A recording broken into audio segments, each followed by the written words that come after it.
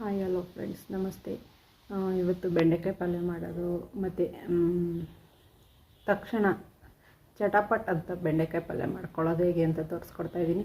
ಅದೇನು ಒಗ್ಗರಣೆ ಹಾಕಬೇಕು ಇದೆಲ್ಲ ಮಾಡೋದೇನು ಬೇಡ, ಹಾಗೆಯೇ ಸುಮ್ಮನೆ ಹುರ್ಕೊಂಡು ನಾವು ಪಲ್ಯ ಮಾಡ್ಬೋದು, ಆ ಥರ ಮಾಡ್ತಾಯಿದ್ದೀನಿ.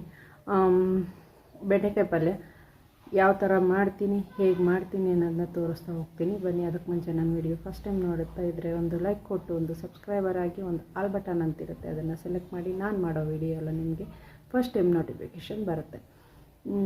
ಬನ್ನಿ, ಬೆಂಡೆಕಾಯಿ ಪಲ್ಯ ಹೇಗಿದೆ ಅಂತ ತೋರಿಸ್ತೀನಿ. ಕ್ಲಿಪ್ಪಿಂಗ್ ಹಾಕಿದ್ದೀನಿ, ತಿಂತಾಯಿದ್ದೀನಿ ಮಾಡಿರೋದು.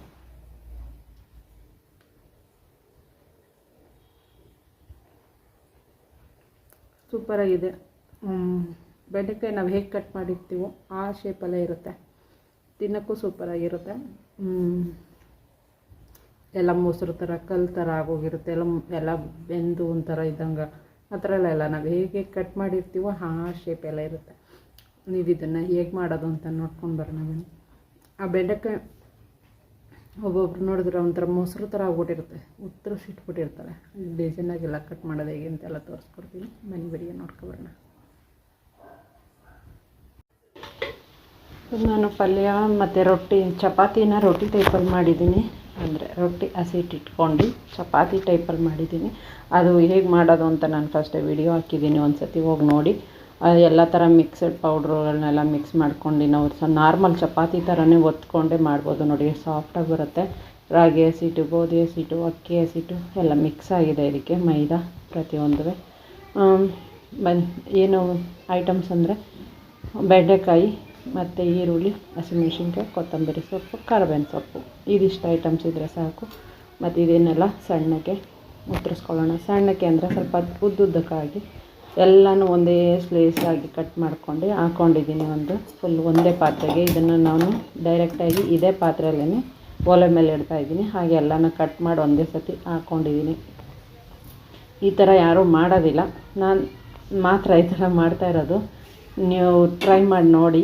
ಇದು ಕೇರಳ ಸ್ಟೈಲಲ್ಲಿ ಮಾಡ್ತಾರೆ, ಆ ಕಡೆ ಎಲ್ಲ ಈ ಥರ ಮಾಡ್ತಾರೆ. ಒಂದು ಸತಿ ನೋಡಿದ್ದೀನಿ, ಅದಕ್ಕೆ ನಾನು ಟ್ರೈ ಮಾಡಿದೆ. ತುಂಬ ಚೆನ್ನಾಗಿ ಬರ್ತಿತ್ತು. ನಾನು ಹಾಗಾಗಿ ಮಾಡ್ತಾಯಿರ್ತೀನಿ, ವೀಡಿಯೋ ಹಾಕಿರ್ಲಿಲ್ಲ ಅಷ್ಟೇ. ನೋಡಿ, ಈಗ ಮೇಲೆ 2 ಸ್ಪೂನ್ ಎಣ್ಣೆ ಹಾಕ್ತಾಯಿದ್ದೀನಿ. ತಳ ಹಿಡ್ಕೊಳ್ಬಾರ್ದು ಅಂತ ಅಷ್ಟೇ ಇದು ಎಣ್ಣೆ. ನೋಡಿ, 2-3 ಸ್ಪೂನ್ ಎಣ್ಣೆ. ನಿಮಗೆ ಎಷ್ಟು ಬೇಕೋ ಅಷ್ಟು ಎಣ್ಣೆ ಹಾಕೋಬೋದು. ನಿಮಗೆ ತುಂಬ ಎಣ್ಣೆ ಜಾಸ್ತಿ ತಿಂತೀವಿ, ಎಣ್ಣೆ ಜಾಸ್ತಿ ಹಾಕ್ಬೋದು. ಸ್ವಲ್ಪ ತಿಂತೀವಿ ಅಂದರೆ ಸ್ವಲ್ಪ ಹಾಕ್ಬೋದು. ನಾನು ನೆನ್ನೆ ಇದನ್ನು ಕರೆದಿದ್ದೆ, ಬೆಂಡೆಕಾಯಿನ ಡ್ರೈ ಮಾಡ್ಕೊಂಡಿದ್ದೆ ನೆನೆಸ್ಕೊಳ್ಳೋಕ್ಕೆ. ಅದೇ ಎಣ್ಣೆನ ನಾನು ಹಾಕ್ತಾಯಿದ್ದೀನಿ. ಇದನ್ನು ಎಣ್ಣೆ ಹಾಕ್ಬಿಟ್ಟು ಸ್ಟವ್ ಕಸ್ಬಿಟ್ಟು ಹಾಗೆ ಫ್ರೈ ಮಾಡ್ತಾ ಹೋಗೋದು ಅಷ್ಟೇ. ಇದನ್ನು ಬೆಂಡೆಕಾಯಿನ ನಾನು ಡಿಸೈನಾಗಿ ಕಟ್ ಮಾಡಿದ್ದೀನಿ. ಈ ಥರ ಸೈಡಲ್ಲಿ ಸ್ಲೈಸ್ ಮಾಡ್ಕೊಂಡು ನೀವು ಅದೇ ಥರ ಕಟ್ ಮಾಡಿ ರುಚಿನೂ ಇದ್ರ ಮೇಲೆ ಹಾಕೋಬಿಡೋಣ. ನಾವು ಸ್ಟವ್ ಕಸಿಟ್ಟಿದ್ದಂಗ್ಲೇ ರುಚಿನ ಫಸ್ಟ್ ಆ್ಯಡ್ ಮಾಡ್ತಾಯಿದ್ದೀನಿ. ಇನ್ನು ಬೇರೆ ಏನೋ ಇದಕ್ಕೆ ಹಾಕೋದೇನು ಅವಶ್ಯಕತೆ ಇಲ್ಲ. ನಾನು ಒಂದು ಟೊಮೊಟೊ ಕಟ್ ಮಾಡ್ಕೋಬೇಕಿತ್ತು, ಮರ್ತಿದ್ದೆ. ಅದನ್ನು ಆ್ಯಡ್ ಮಾಡ್ತೀನಿ. ಇದ್ರ ಜೊತೆ ಒಂದು ಟೊಮೊಟೊ ಕೂಡ ಕಟ್ ಮಾಡಿ ಹಾಕ್ತೀನಿ. ನೋಡಿ, ವಿಡಿಯೋದಲ್ಲಿ ಅದು ಮುಂದೆ ಬರುತ್ತೆ. ಸ್ಕಿಪ್ ಆಯಿತು ನನಗೆ ಸ್ಟಾರ್ಟಿಂಗಲ್ಲೇ. ನಾನು ಟೊಮೊಟೊನ ಕಟ್ ಮಾಡಿದ್ರೆ ಸ್ಕಿಪ್ ಅನ್ನೋದು ವಿಡಿಯೋ ಮಾಡ್ತಾ ಮತ್ತೆ ಅಷ್ಟೇ. ನೋಡಿ, ಇದಿಷ್ಟು ಹೀಗೆ ಸುಮ್ಮನೆ ಹೊಡಿತಾ ಹೋಗುತ್ತೆ. ಆಮೇಲೆ ಅದರದ್ದು ಲೋಳೆ ಎಲ್ಲ ತಳದಲ್ಲಿ ಹೋಗಿ ತಿಕ್ಕೊಳುತ್ತೆ, ಪಾತ್ರೆ ಸೀದೋಗ್ತಾಯಿತ್ತು ಅಂತ ಅನ್ಕೋಬೇಡಿ. ಮೇಲೇ ಹೀಗೆ ಸುಮ್ಮನೆ ತಿರುಗಿಸ್ತಾನೇ ಇರಬೇಕು.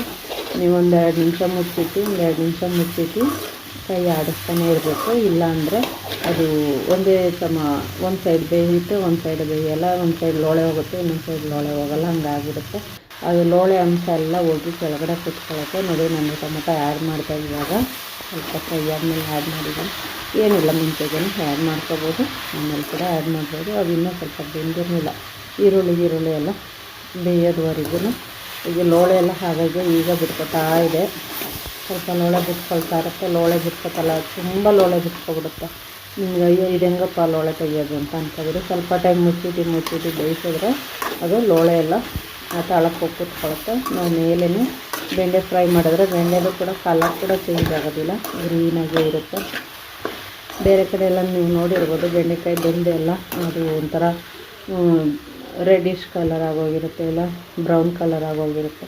ಆ ಥರ ಚೇಂಜ್ ಆಗಿರುತ್ತೆ. ಇದು ಆ ಥರ ಚೇಂಜ್ ಏನಾಗಲ್ಲ, ಸೇಮ್ ಗ್ರೀನ್ ಕಲರಲ್ಲೇ ಇರುತ್ತೆ. ಬೆಂಡೆಕಾಯಿ ಅದು ಲೋಳೆ ಎಲ್ಲ ಫುಲ್ ಹೋದ್ರೂ ಸೀದೋಗಿರೋ ಥರ ಆ ಥರ ಎಲ್ಲ ಏನೂ ಕಾಣೋದಿಲ್ಲ. ನೋಡೋಕ್ಕೆ ತಿನ್ನೋಕ್ಕೂ ಮಕ್ಕಳಿಗೆ ಇಷ್ಟ ಆಗಿ ತಿಂತವೆ. ಅನ್ನದ ಜೊತೆ ಕೂಡ ತಿನ್ಬೋದು, ಇಲ್ಲಾಂದರೆ ನಾವು ಚಪಾತಿ ರೊಟ್ಟಿ ಎಲ್ಲದಕ್ಕೂ ನಾವು ಜೊತೆಯಲ್ಲಿ ತಿನ್ಬೋದು. ತುಂಬ ಚೆನ್ನಾಗಿ ಟೇಸ್ಟು ಕೊಡುತ್ತೆ. ನೋಡಿ ಬಂದಿದೆ. ತಳದಲ್ಲಿ ನೀವು ನೋಡ್ತಾ ಇರ್ಬೋದು ಸೀಕ್ಲೋದು ಅದೆಲ್ಲ ಹೋಗಿ ತಳದಲ್ಲಿ ಕೂತಿದೆ. ಲೋಳೆ ಎಲ್ಲ ಮೇಲ್ಗಡೆ ಲೋಳೆ ಸ್ವಲ್ಪನೂ ಇಲ್ಲ. ಬೆಂಡೆಕಾಯಿ ಗ್ರೀನಾಗಿ ಹಾಗೇ ಇದೆ, ಗ್ರೀನ್ ಆಗಿದೆ. ಇದು ನಾವಿನ್ನು ಸರ್ವ್ ಮಾಡೋದಷ್ಟೇ. ಹೀಗೆ ಮೇಲೇನು ಆ್ಯಡ್ ಮಾಡಬೇಕಾಗೇನಿಲ್ಲ. ನಿಮಗೆ ಬೇಕಿದ್ರೆ ಕೊತ್ತಂಬರಿ ಸೊಪ್ಪು ನೀವು ಸ್ಟಾರ್ಟಿಂಗಲ್ಲಿ ಹಾಕ್ಕೊಳ್ಳಲ್ಲ ಅನ್ನೋದಿದ್ದರೂ ಈಗ ಲಾಸ್ಟಲ್ಲಿ ಇನ್ನೇನು ಇಳಿಸ್ತಾಯಿದ್ದೀವಿ ಅನ್ನೋದು ಕೂಡ ನಾವು ಇದನ್ನು ಫಿನಿಶ್ ಮಾಡ್ಬೋದು. ಇದನ್ನು ನೀವು ರೊಟ್ಟಿ ಜೊತೆ ನಾನು ಇವತ್ತು ಸರ್ವ್ ಮಾಡ್ತಾಯಿದ್ದೀನಿ. ಅನ್ನ, ತಿಳಿ ಸಾಂಬಾರು, ಬೇಳೆ ಸಾಂಬಾರು ಜೊತೆಗಂತೂ ಸೂಪರಾಗಿರುತ್ತೆ ಕಾಂಬಿನೇಷನ್ನು.